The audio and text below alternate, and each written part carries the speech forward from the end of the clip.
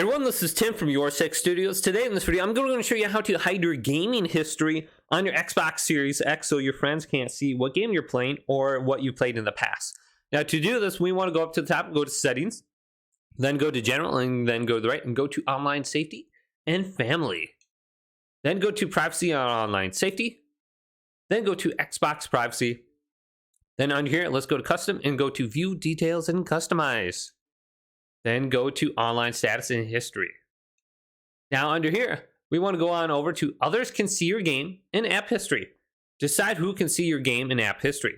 So you have the options for everybody, friends, and block. So I'm going to go to friends right here. So only my friends can see the game that I've played in the past. Then also you have others can see what you're watching or listening to. Decide who can see the live TV and on-demand videos you're watching and the music you're listening to right now. If you block online status, this is also blocked, so you can go to everybody, friends, or block right here. And then others can see if you're online. So you can go to everybody, friends, or block right here.